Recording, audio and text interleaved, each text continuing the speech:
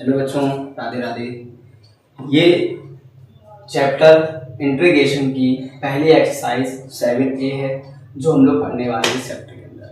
और हम तुम लोगों को यहाँ से चैप्टर क्वेश्चन नंबर 1 से लेकर जितने क्वेश्चंस चैप्टर में दे रखे हैं सारी एक्सरसाइज सारे क्वेश्चंस लगातार इस लाइन से कराएंगे। तो कुछ भी नहीं छोड़ेंगे जो मैथ में नहीं आता हो। 12th क्लास की मैथ में पूरा सारे क्वेश्चन कराएंगे, एक एक क्वेश्चन जो मैथ में आता है। तो सबसे पहले ये एक्सरसाइज के सबसे पहले क्वेश्चंस हैं 1 2 3। इन थ्री क्वेश्चंस को आप अपनी कॉपी में नोट कर लीजिए। फिर हम इनको लाइन से आपको लगवाते हैं कि ये क्वेश्चंस कैसे लगने वाले हैं क्वेश्चन पेपर में। तो सबसे पहले आप लोग इनको लिख लीजिए, फिर हम आपको लगवाते हैं।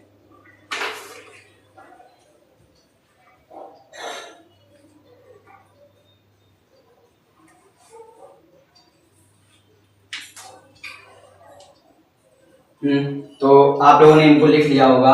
अब हम लोग इनको लगाना स्टार्ट करते हैं। देखिए, सबसे पहले क्वेश्चन नंबर 1 के क्वेश्चन को सॉल्व करेंगे बच्चों। सारे क्वेश्चन जो हम लोग लगाते हैं, पहले ए वाला question, look at the white board. देखो, जैसे ये क्वेश्चन हमको दिया गया है तो इसको लगाने के लिए हमारे पास एक फॉर्मूला होता है बेटा। फॉर्मूला हम आपको बता चुके हैं, एक बार फिर से बताते हैं। x की पावर n dx का फॉर्मूला। ये फॉर्मूला क्या है बेटा? इसमें x की पावर n+1 करके अपॉन में n+1+c कर दिया जाता है। मतलब जो पावर होती है उस पावर में 1 ऐड कर दो और टोटल पावर से डिवाइड दे दो और +c लिख दो। इसी को कहते हैं x की पावर n इंटीग्रेशन। और इस इंटीग्रेशन के अकॉर्डिंग अगर इसको लगाया जाए तो आप देख सकते हो यहाँ y की पावर 1 दिया है, y की पावर 1, क्योंकि जब कोई पावर नहीं होती तो हम 1 पावर मान लेते हैं, और dy तो संग में दिया ही गया इसके रिस्पेक्ट में। तो आंसर आएगा y की पावर 1+1 अपॉन में 1+1+c। तो आंसर आएगा y की पावर 2 अपॉन में 2+c। ये आपको हो गया पहले क्वेश्चन का आंसर। सेम उसी तरह से अगर b वाला क्वेश्चन को लगाया जाए तो x की पावर 6 dx। तो लुक एट दैट, x की पावर 6 प्लस के 1 होगा, 1 ऐड कर देंगे और टोटल पावर 6 + 1 + c हो जाएगी। तो आंसर आएगा x की पावर 7/7 + c। ये आपका आंसर है। इन दोनों क्वेश्चंस को नोट करो फटाफट, फिर आगे लगवाते हैं आपको ये क्वेश्चंस।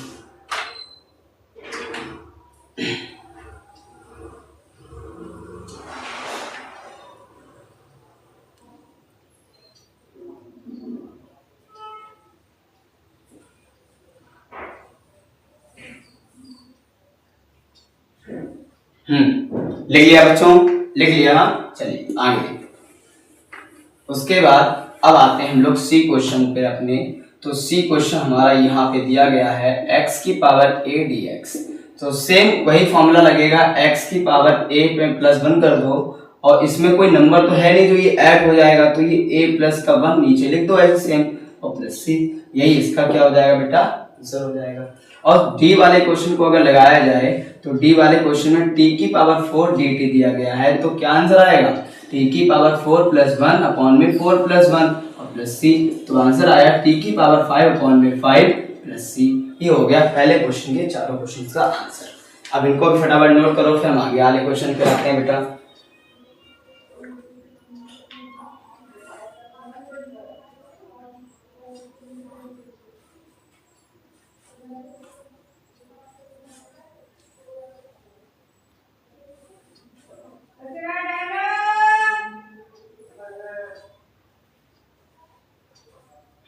लिख लो बच्चों।